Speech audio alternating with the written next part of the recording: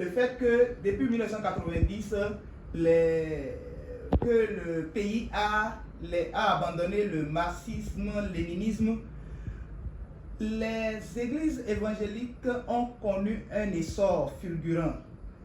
Ce qui fait que davantage de personnes qui n'ont pas nécessairement eu la chance de faire des études poussées pour comprendre la théologie en français parviennent quand même au leadership des églises. Il urge donc que davantage de personnes soient formées, davantage de personnes qui ne peuvent pas étudier en français soient formées quand même à la théologie pour maintenir la doctrine. C'est ce qui a motivé des écoles à commencer par former quand même des serviteurs en fond. Dans le cadre de notre étude, nous en avons dénombré 4. Il y a l'Institut biblique baptiste du Bénin, l'Institut biblique de l'UEB et l'Institut biblique du Bénin. Et puis, récemment, World Hope Ministry International. Ce que nous avions remarqué, c'est que les autres instituts n'ont pas eu encore à traduire les cours du français vers le fond, mais les cours s'interprètent. Nous avions quand même vu que l'Institut biblique World Hope Ministry International a traduit ses cours, ou du moins une partie de ses cours. Alors, notre problématique ici est: quelles stratégies de traduction ont été mises en œuvre par les experts pour rendre accessibles les concepts théologiques complexes en langue fond? Et comment ces stratégies reflètent-elles les enjeux de la transmission interculturelle et les spécificités du contexte béninois?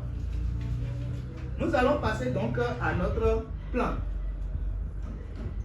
En premier, nous allons présenter... Petite chose, Franck, je me permets de te déranger.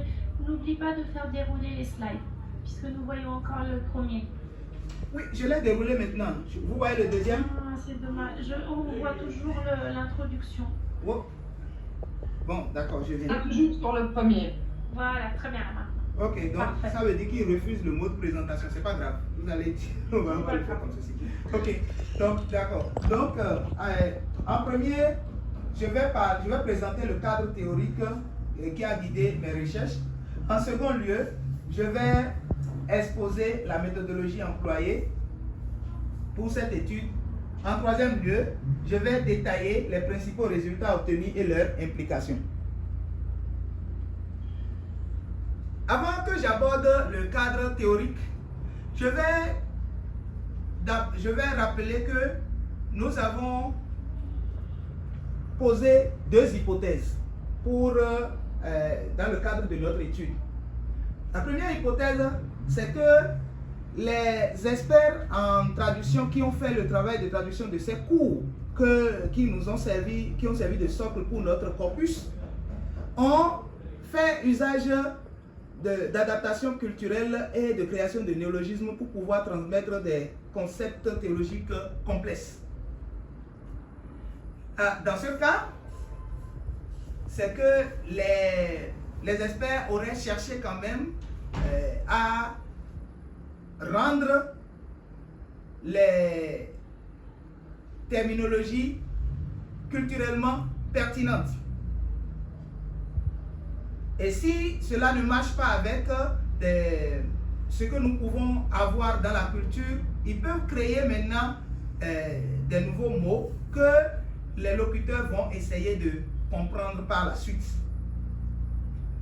La deuxième hypothèse est que les traducteurs ont privilégié la compréhension des concepts par le public cible, quelquefois au détriment des précisions théologiques. Donc, cela dit, notre étude, comme vous pouvez le constater, est à l'intersection d'au moins 3 disciplines. Il s'agit de la traductologie, de la théologie et de la linguistique fond. Et je peux aussi parler de la sociologie, mais je je ne me suis pas penché sur la sociologie dans ces recherches-ci. Donc, comme vous pouvez le voir, en matière de traductologie, nous sommes quand même à l'hésite. À tout seigneur, tout honneur. Anika Seleskovic et Marianne Lederer, 2006, sont les pionnières de la théorie interprétative qui dit qu'il faut comprendre le message de la langue source, le déverbaliser et le réexprimer. L'usage, en tout cas, comme nous allons le voir, cela nous a revenir à cela nous a permis de bien expliquer les expressions que nous avons obtenues dans notre corpus. Nida, 1964, parle de la théorie de l'équivalence dynamique.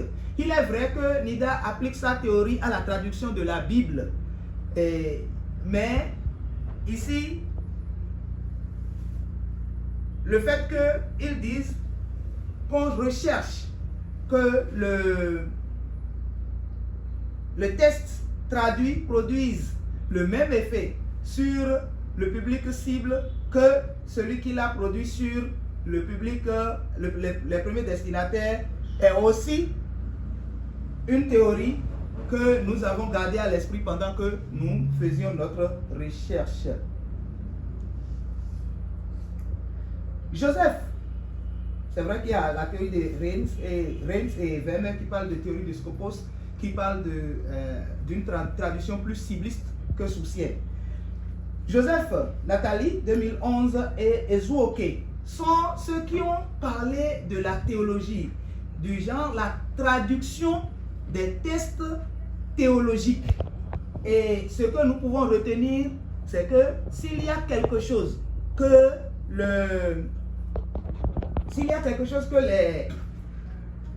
les traducteurs ont le devoir de faire, c'est de pouvoir être aussi fidèles que possible à ce que disent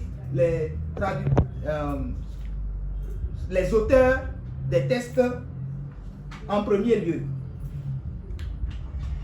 Ezuoke va un peu loin en disant que les textes théologiques sont les textes de deuxième ordre et que c'est comme la loi et les décrets d'application. Ici, la Bible étant la loi et puis les textes théologiques étant les décrets d'application. Et que chaque personne, chaque traducteur devrait comprendre les choses comme ça et devrait être suffisamment pertinent par rapport à ce qu'il traduit doit être suffisamment pertinent par rapport à ce que disent les Écritures.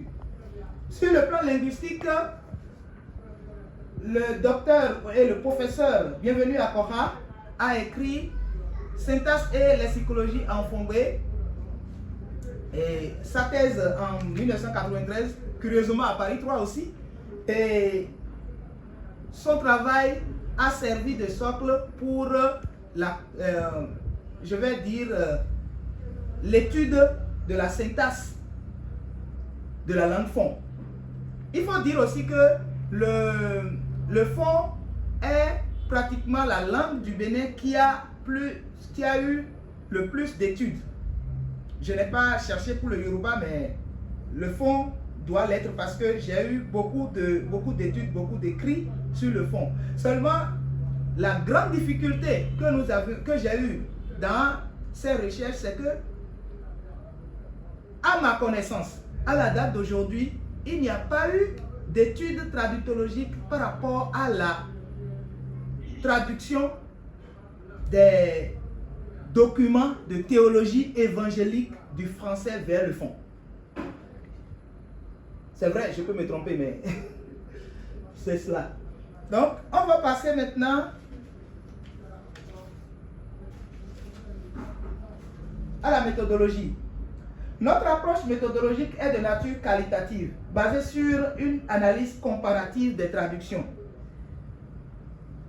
En premier, nous avons constitué le corpus de 20 mots ou expression théologique complexe tirée des cours de Wardrobe Ministries International en français. Voici comment ça s'est passé. Le Wardrobe Ministries International n'a pas encore fini de traduire tous ces cours au moment où nous avons commencé notre étude. Il y a 4 ou bien 5 cours qui ont été, non 4 cours qui ont été traduits. Il s'agit des cours d'herméneutique, des cours de théologie systématique 1, de théologie systématique 2, du clair évangile. Donc ça, c'est les 4 cours que nous avions explorés. Quel est le critère de choix des mots? Le mot ne doit pas être dans la Bible. Parce que s'il était dans la Bible, même il a beau être complexe, il aurait été traduit par les traducteurs de la Bible en fond, puisque la Bible est déjà disponible en fond. Donc, aussi, il y a les mots qui sont complexes, mais qui, avec le temps, sont rentrés dans le vocabulaire théologique fond.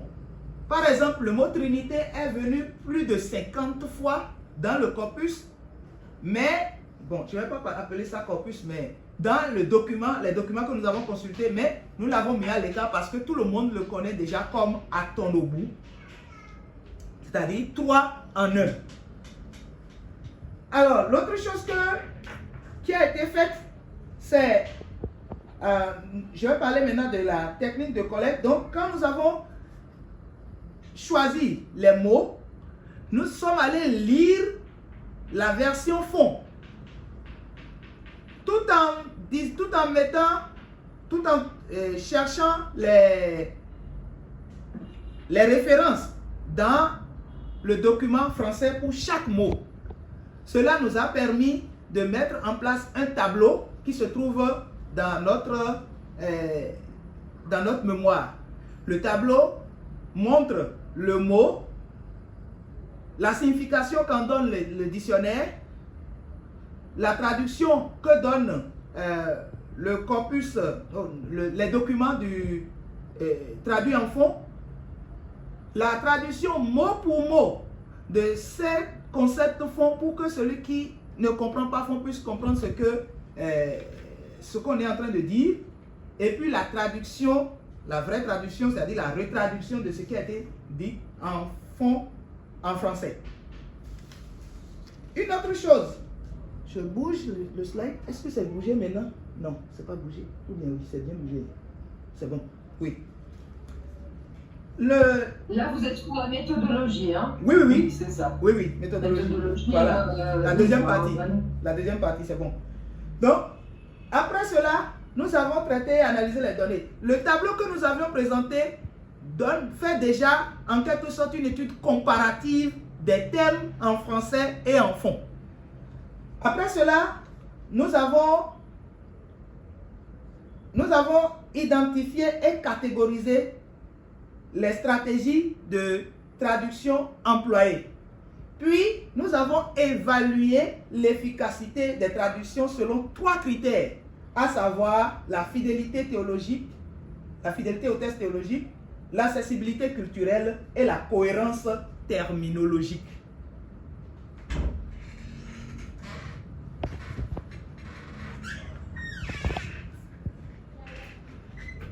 Nous allons maintenant passer aux résultats. J'espère que vous continuez à voir mon écran. Tout à fait, on voit très bien. Ok. Donc, avant de commencer par parler des... J'ai une vérification des hypothèses là, mais je vais peut-être présenter les résultats avant de revenir sur ça.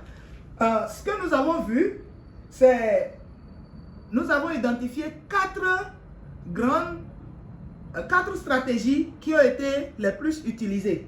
Il s'agit en premier de l'utilisation extensive des périphrases explicatives. Sur les 20 thèmes, ou bien sur les 20 expressions, il y en a 16 qui ont été traduites de cette manière-là. Donc, le groupe de mots théologie systématique, par exemple, est traduit comme les enoba donunu do maudi de dje de gudo bon lisilie. C'est-à-dire la façon dont on fait des recherches sur Dieu de façon méthodique et ordonnée. L'adaptation culturelle est la deuxième sur les stratégies utilisées. Le mot imputation, par exemple, a été traduit par nous sommes pas nous-mêmes avec le verbe pan. Pan qui veut dire mettre au dos et non pan vie. Il y a même, on met le bébé au dos en califourchon, c'est une pratique courante en pays fond. Donc, lorsqu'on dit nous sommes pas nous-mêmes, ce qui veut dire qu'on a imputé quelque chose à quelqu'un, on lui a attaché cette chose-là au dos comme on attache un bébé au dos. La chose est tellement ancrée dans la culture fond qu'on dit vino jaisi, vino nebea. C'est-à-dire, l'enfant ne tombe pas du dos de sa mère. Quand ça arrive, c'est que nous, si nous, ça veut dire que quelque chose de très grave est arrivé. On va passer à la diapositive suivante. Toujours les résultats.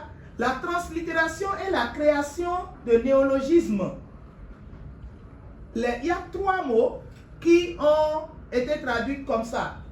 Herméneutique, typologie et exégèse. Herméneutique a été rendu par herménétiki. Typologie a été rendu par typologie. Et ici, je vais dire que en fond, le son pop n'existe pas. C'est vrai que nous avions déjà eu beaucoup d'emprunts du français, puisque nous avons été colonisés par la France.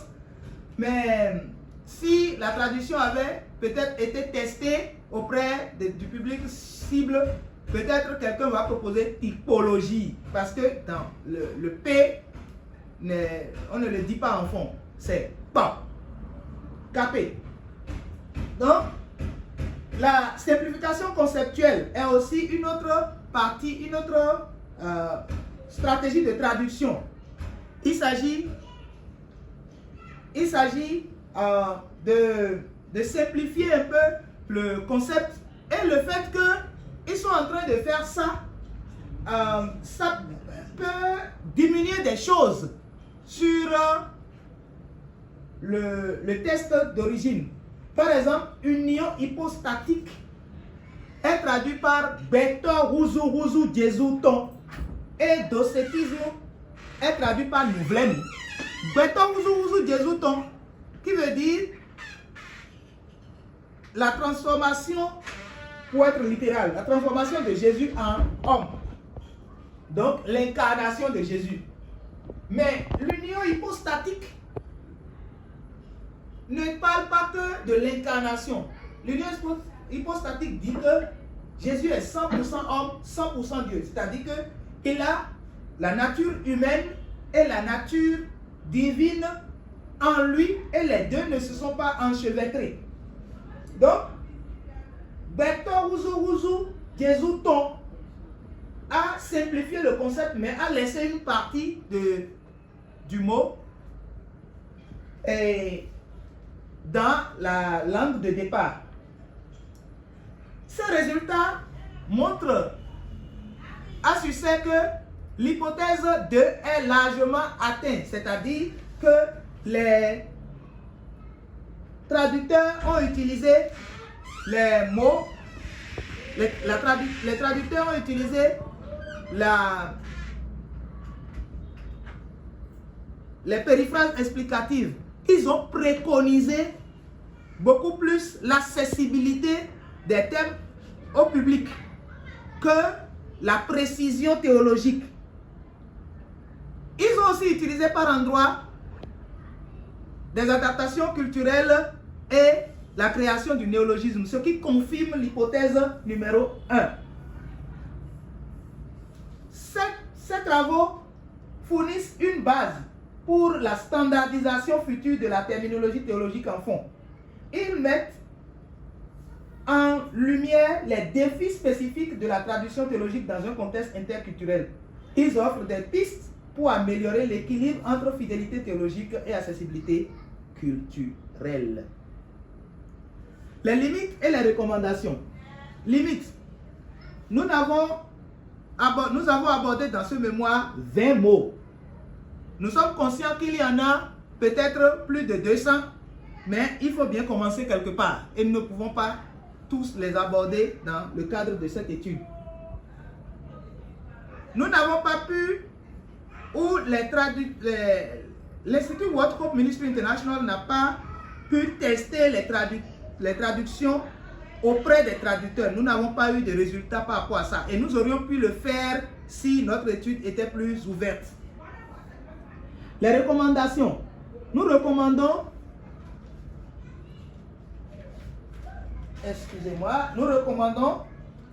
de développer des outils pédagogiques complémentaires pour faciliter la compréhension des thèmes traduits. Nous encourageons la collaboration plus étroite, une collaboration plus étroite entre linguistes, traducteurs et théologiens. Cela va permettre que les thèmes on puisse jouer beaucoup plus en faveur de la précision théologique. Il faut aussi mettre en place un processus de révision et d'évaluation continue des traductions, puisque la traduction est quelque chose les langues sont quelque chose qui évolue. En conclusion, nous allons dire simplement que notre étude a permis de mettre en lumière les stratégies de traduction utilisées pour traduire des concepts théologiques complexes du français vers le fond. L'approche privilégiée était l'accessibilité de l'adaptation et l'accessibilité au public cible et l'adaptation culturelle. Peut-être, si j'ai la grâce de continuer cette étude pour la thèse, je pourrais me pencher sur l'étude de la réception de ces thèmes par le public cible et l'impact qu'ils ont sur ce public en matière de théologie et en matière de religion. Que Dieu bénisse chacun de vous. Je vous dis encore une fois merci, Miwan Kaka, et je serai heureux de recevoir vos critiques et vos recommandations ainsi que vos questions.